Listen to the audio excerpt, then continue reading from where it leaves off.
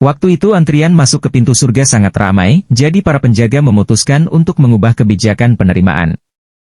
Hukum yang baru adalah bahwa untuk masuk ke surga, orang harus mengalami hari yang sangat buruk pada hari mereka mati.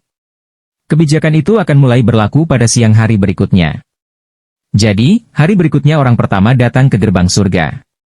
Penjaga di gerbang, mengingat kebijakan baru itu, segera bertanya kepada lelaki itu, "Sebelum saya mengizinkan kamu masuk, saya ingin kamu memberitahu saya bagaimana hari kamu ketika kamu mati." "Tidak masalah," kata pria itu.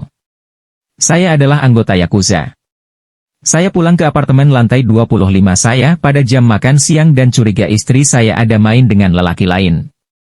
Saya mencari seluruh apartemen, tepat ketika saya hampir menyerah, kebetulan saya melirik ke balkon dan memperhatikan ada seorang lelaki bergantung dengan ujung jarinya dengan wajah tertutup masker.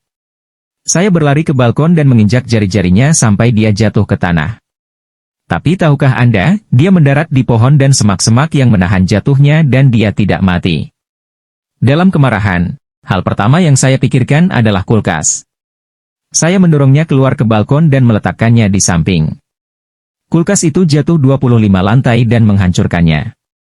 Saat itu saya terlalu bersemangat sehingga saya mengalami serangan jantung dan mati hampir seketika.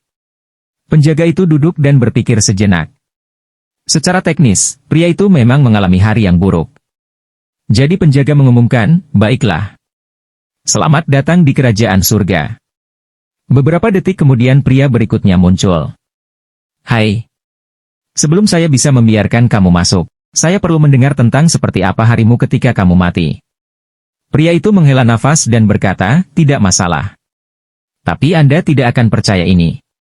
Saya berada di balkon apartemen lantai 26 saya melakukan latihan harian saya dengan baju karate dan masker karena agak pilek.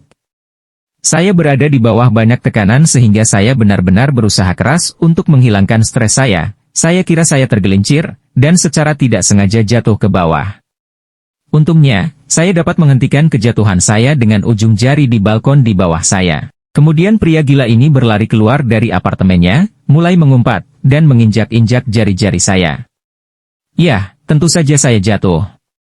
Saya menabrak beberapa pohon dan semak-semak di bagian bawah, yang menahan jatuh saya, jadi saya tidak langsung mati.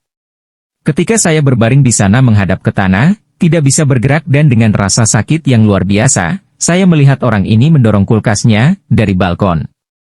Itu jatuh dari lantai 25 dan mendarat di atas saya, membunuh saya langsung. Penjaga itu diam-diam tertawa pada dirinya sendiri ketika pria itu menyelesaikan ceritanya. "Aku bisa terbiasa dengan kebijakan baru ini," pikirnya dalam hati. "Baiklah," penjaga mengumumkan. "Selamat datang di kerajaan surga," dan dia membiarkannya masuk.